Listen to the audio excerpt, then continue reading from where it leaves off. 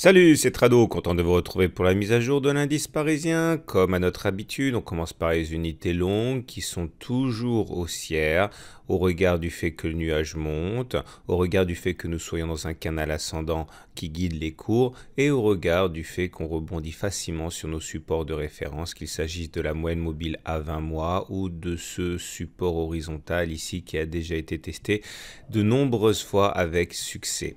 Maintenant, vous remarquerez que l'attaque baissière en cours est toujours assez virulente sur les données mensuelles. On a perdu sur le mois de juin qui est quasiment achevé près de 2,3%.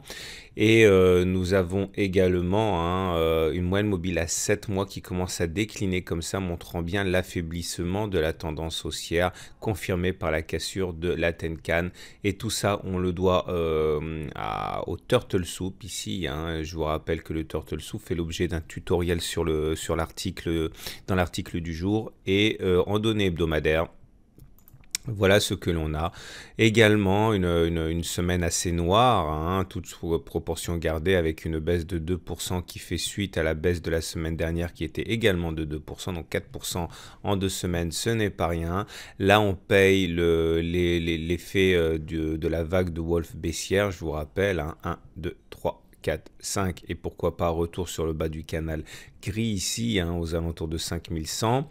On est dans le nuage pour l'instant, ce qui veut dire que la tendance elle est neutre en données hebdomadaires, d'autant qu'on est en dessous d'une moyenne mobile à 20 semaines qui monte. Donc on va dire tendance neutre en données hebdomadaires. On passe tout de suite aux données journalières et ces données journalières font l'écho de ce qui s'est passé au niveau des fondamentaux aujourd'hui, à savoir un nouveau signal d'alerte pour l'Union européenne avec Osram, le géant allemand des ampoules, qui a été sanctionné de 20% aujourd'hui suite à l'annonce qu'il n'atteindrait pas ses objectifs, notamment à cause de la guerre commerciale qui s'est engagée. Et forcément, ce qui est vrai pour BMW, ce qui est vrai pour Osram est vrai pour à peu près toutes les entreprises, elles vont souffrir des mesures protectionnistes prises.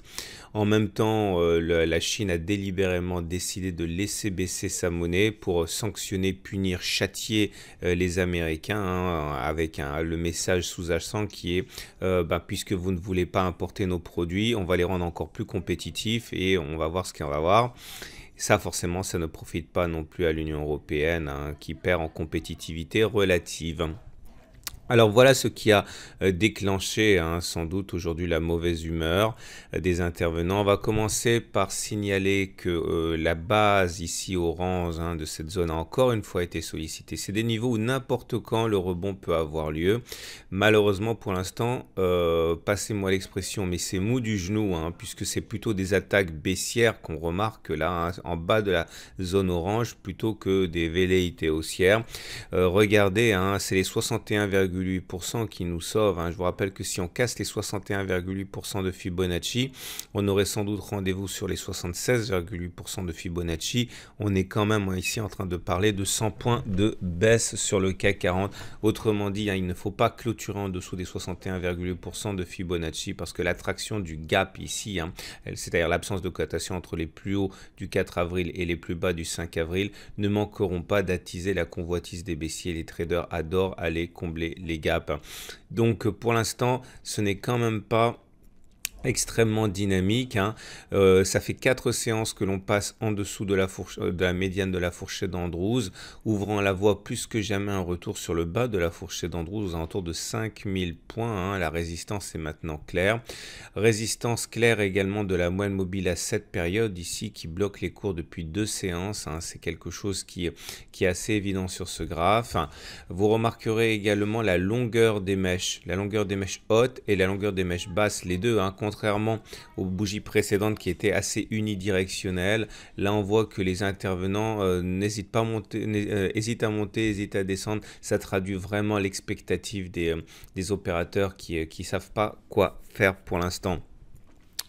J'aimerais vous présenter également, puisqu'on parle des bougies, un modèle, enfin un setup en inside bar. Ça veut dire que vous avez l'amplitude de la bougie de la veille qui englobe l'amplitude de la bougie du jour, quelles que soient les couleurs, hein, c'est pas forcément un Arami, etc. C'est simplement une question d'amplitude et ça se trade en intraday. Les traders aiment bien mettre un ordre d'achat en cas de franchissement des plus hauts de la bougie 2 ou un ordre de vente en cas de franchissement à la baisse du plus bas de la bougie 2.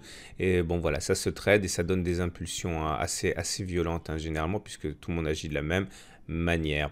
Voilà pour l'analyse graphique et ah oui, les bandes de Bollinger. On peut les rajouter aussi simplement pour dire que pour l'instant, à la baisse, les bandes de Bollinger retiennent les cours. Si on clôture en dessous de la Bollinger inférieure, ça serait vraiment pas bon parce que ça provoquerait un T1 avec une Bollinger supérieure qui monte, une Bollinger inférieure qui descend. Ça serait sans doute un ticket rapide pour, je l'ai dit, les 5170. À noter que si on arrive à clôturer au-dessus de la M7, je tenterai de rallier la M20. Enfin, je traderai en ce sens, mais pour l'instant, vous voyez bien qu'on n'y est pas. Rajoutons maintenant les indicateurs techniques pour voir que c'est baissier. MACD sous son signal, ce n'est pas bon. Momentum sous 0, ce n'est pas bon. RSI en dessous de 50, ce n'est pas bon. Il y a bien des divergences haussières, vous le voyez, puisque les indicateurs ne font pas des plus bas alors que les cours font des plus bas. Mais il faudrait encore qu'une hausse se manifeste pour libérer le potentiel, hein. Et là, du coup, c'est une divergence haussière qui est bien là, mais qui n'est pas provoquée, qui ne provoque pas une véritable hausse. On a espéré, moi le premier, que le MACD donnerait un signal précoce de hausse en croisant son signal. Vous voyez bien qu'il n'a pas croisé son signal aujourd'hui. Place à l'Ishimoku, comme d'habitude, pour une analyse qui montre que la tendance haussière a vécu, on l'a dit, hein, le nuage était croissant, on était en tendance haussière, ça a twisté, on n'est plus en tendance haussière, on est soit en tendance neutre, soit en tendance baissière, mais on n'est pas en tendance baissière pour l'instant, puisque même si les cours sont en dessous du nuage, la lagging span, elle, n'est pas en dessous du nuage, elle est dans le nuage, donc on n'a pas la confirmation. La lagging span doit confirmer tout ce qui se passe au niveau des cours, et là, même si les cours sont passés en dessus du nuage, la lagging span ne l'a pas fait, donc on n'est pas, pour l'instant, en autre chose que tendance neutre. Voilà ce qu'on pouvait dire pour l'Ishimoku. Il ne me reste plus qu'à vous présenter les données horaires. Et voilà la matrice de trading que j'utiliserai vendredi pour la dernière séance de la semaine. Et clairement, voilà ce que l'on a. Pour moi, on est sur une zone de rebond potentiel. Je viserai 5302 tant qu'on se maintient au-dessus de 5267. Ensuite, entre 5247 et 5267, c'est plutôt neutre.